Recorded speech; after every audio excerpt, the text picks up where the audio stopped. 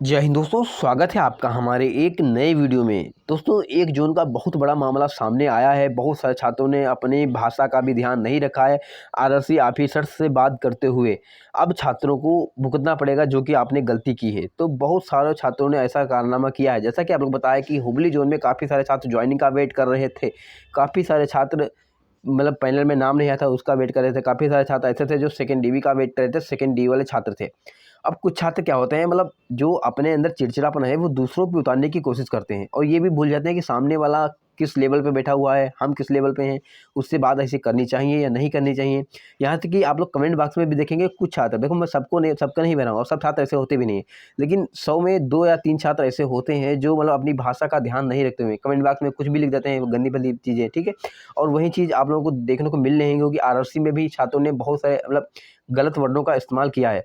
अब वहाँ पे इन छात्रों को नोटिस कर लिया गया है, इन छात्रों का जो भी पहचान है उसको कर लिया गया, क्योंकि यहाँ पे ईमेल में भी बहुत सारे छात्र ऐसा-ऐसा लिखे हैं, बहुत सारे छात्र कॉल पे ऐसा लिखे हैं, ठीक है।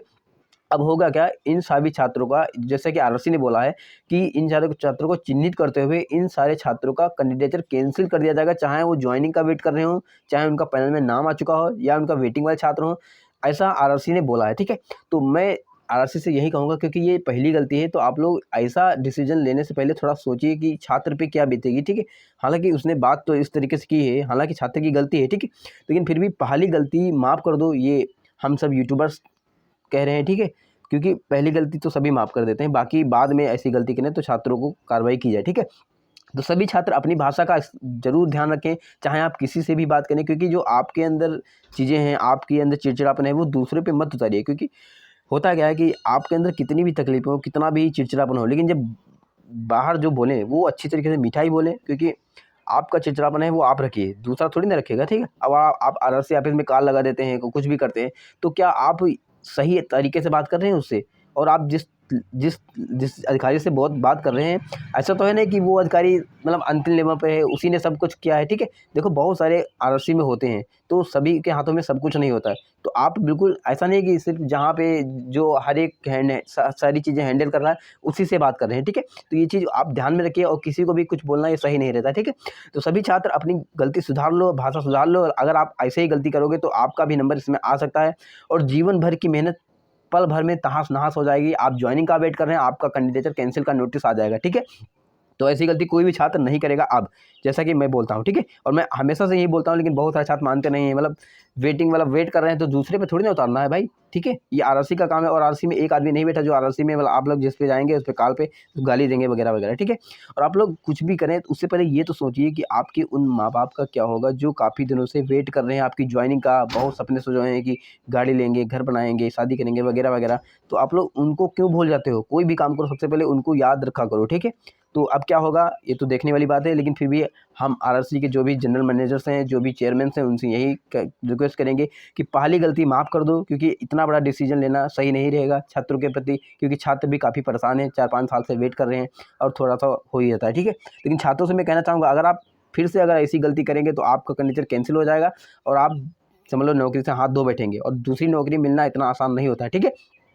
तो चलते हैं वीडियो को आगे लेकर के, लेकिन उससे पहले अगर आपने चैनल को सब्सक्राइब नहीं किया है तो सभी लोग चैनल को सब्सक्राइब कर लेंगे, ताकि आपको ये जो चीज़ें होती हैं वो आपको मालूम चलें, क्योंकि आप लोग चैनल को देखते नहीं हैं सही से और बाद में भाषा पता नहीं किस भाषा से वहाँ पे बात करते हैं, और बात करोगे तो ऐसे परिणाम मिलेंगे, ठीक है। और छात्रों को ईमेल आना भी शुरू हो चुके हैं, ये भी जान लो, ठीक है, कि आपका कैंडिडेट कैंसिल हो जाएगा 7 दिनों में वगैरह-वगैरह, ठीक है। तो चलते हैं वीडियो को आगे लेकर के। जैसे जाएँगे आप south Western railway Hubli zone की साइड पे, तो यहाँ पे आप लोगों को पहला नोटिस दिख जाएगा।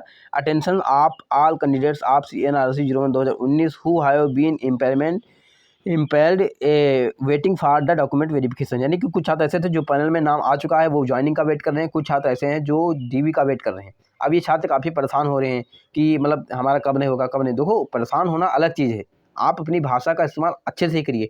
अगर आप कोई भी बात करें तो उसको अच्छे से भी अच्छे तरीके से रख सकते हैं, अच्छे तरीके से बोल सकते हैं, ठीक है। ज़रूरी नहीं कि आपकी भाषा में कोई गंदे वर्ड ही आएँ, ठीक है।